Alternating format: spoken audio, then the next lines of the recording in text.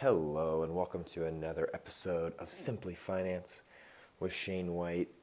I am getting on today to talk about a little different type of news, and really it's around the $2 trillion bill that was passed for coronavirus relief. I wanted to get on here today and I think there's a lot of things spinning on, are you going to get a relief check or not? There's some different information out there. So I went through and did some research of my own and figured out exactly what happens in the situation and who will get paid and who won't. So I'm just going to jump right in. So really what this bill was $2 trillion passed by the U.S. government. And what you're going to receive if you qualify is up to $1,200 per person in a one-time check. So how will this work? So really, the way they calculated it is there's no minimum income, so you don't have to make more than a certain amount, but they do have what's called a phase-out approach. So once you hit a high enough threshold, you will then after that start to make less and less and less on this check, and then there is a cap out amount. So I'm going to walk through all of those. So if you're someone that's single, so I guess I'll back up. So the way they're going to find out and judge how much you make is based off your 2019 tax returns. If you don't have a 2019 tax return or you didn't file one, they will use 2018 as the year. But you have to have, I'm not sure exactly all the reasons you wouldn't have a 2019 that are allowable. So for the most part, I would assume without any other information that if you did file in 2019, that's what they will use. So the way it works, if you're single, and this is on your tax returns, if you filed as a single, you will make $1,200 up until your annual gross income, so on your W-2, and then what you put on your tax returns, what that gross income was. At 75K, the phase out begins for you if you're single. So what that means is for every additional $100 you make, so at 75,000 you get $1,200 per person. At 75,100 you lose $5, you only get 1,195. So as you go up each $100 amount on your annual gross income, your payout gets $5 less. So for single, that will cap out, so that amount you're getting paid in your check will go to zero once you hit $99,000. So 75 to 99, that's their phase out window. So if you make more than 99 and you are single, you will not get anything, if that makes sense.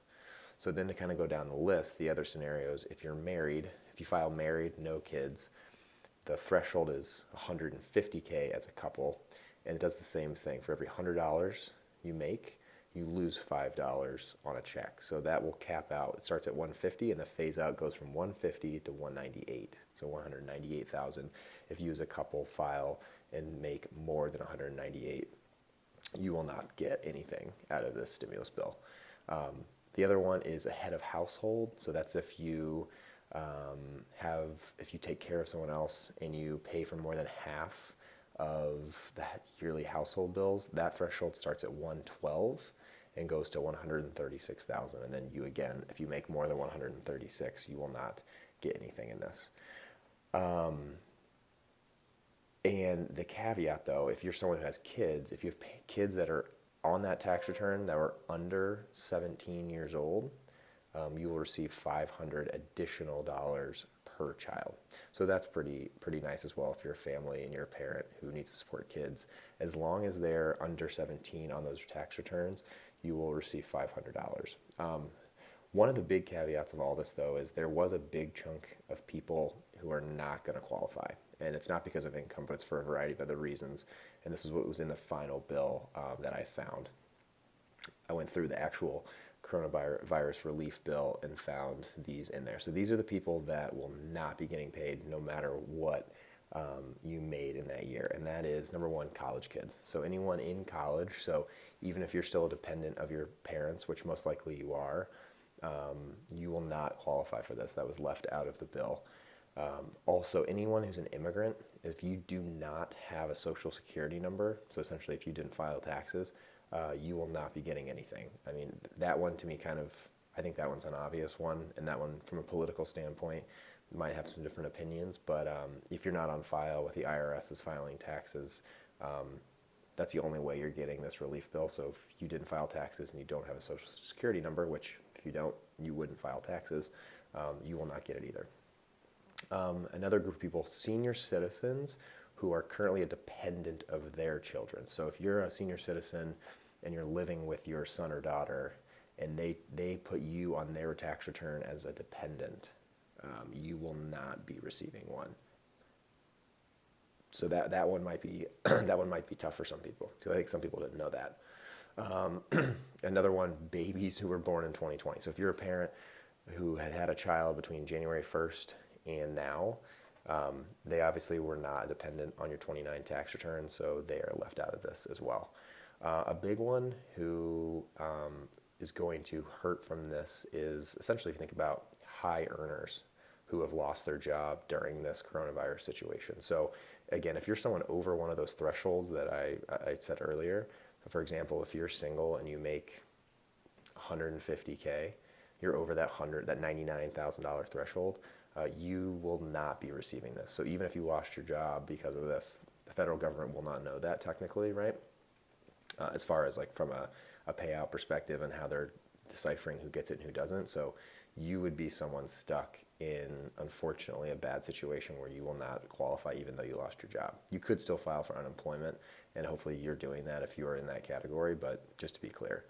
The other one is parents who split custody. So I did a little research into this. So if you're someone who is divorced and you split custody with the other parent, apparently what happens is you get to declare the children as a dependent on your tax return every other year. So let's just say you're the wife or the mom, I guess, the mom in this situation who's divorced, and let's say she gets to claim the dependent on every even year, so 2016, 2018, 2020, etc. Since they're using 2019, you technically didn't get to put them on your tax returns in 2019 as a dependent, so you would not be getting the additional $500 a child. Another big one that I found in there would be if you're recently divorced. So unfortunately, if you're someone who's going through a divorce, they're going to use the bank account on file that you filed with your taxes. So if you guys got divorced a few months ago, and in 2019 you guys had a shared account, that's where the money's being sent to. So there could be a lot of issues there if people are, not taking that the right way. So that's a bummer if that, affects people. And then the last one really I want to touch on is people who owe child support will not be getting this check. So one of the things they put on pause is people that owe student loans or back taxes, other loans that normally would prohibit you from getting this sort of relief bill. They've put those on pause.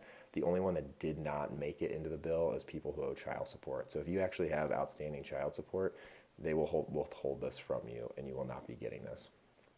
So anyway, that was a lot of information, but I hope, if you've been really curious, there's been a lot of weird information out there on who's getting it, and I think there's been a lot of confusion. Hopefully now you fully know which part you fall into, and then when will these checks start coming? They will start coming in mid-April. Hard to tell how long it'll take to get rolled out, but that's when they'll start. Anyways, thank you for listening. Hope that made a lot of sense and helped a lot of you figure this out. Have a great day.